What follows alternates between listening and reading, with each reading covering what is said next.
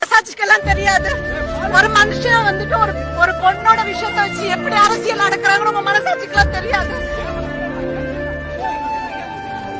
என்ன மக்கள் மத்தியில மானத்துக்கு சொல்லி பேரை கெடுக்கணும். ஏன்னா 20 வருஷமா இதே போராட்டமா ஒரு கட்சியை ஒழிக்கிறதுக்கு எத்தனை பேரோட ரத்தத்தின் வருஷத்தோட போராட்டம் இந்த கட்சி, எத்தனை பேரோட சாவு, எத்தனை பேரோட உயிரிழப்பு, எத்தனை பேரோட கண்ணீர், எத்தனை பேரோட தியாகம் இந்த கட்சி. இந்த ஒரு தலைவர் அழிச்சுட்டா ஒருத்தரா நீங்க என்ன பண்ணிருக்கீங்கல்ல? இவர் ஒருத்தர் அழிச்சுட்டு என்ன 1000 பேர் வருவாங்க. அது இல்ல பிரச்சனை. ஒருத்தர் உண்மையா நிக்கிறார். இன்னொரு உண்மையான தலைவனை தேடி பிடிக்கிறதுக்கு எவ்வளவு நாள் ஆகும்னு எங்களுக்கு தெரியல. புரியுதா? அதுக்காக தான் நாங்க இங்க இவ்வளவு போராடிட்டு இருக்கோம்.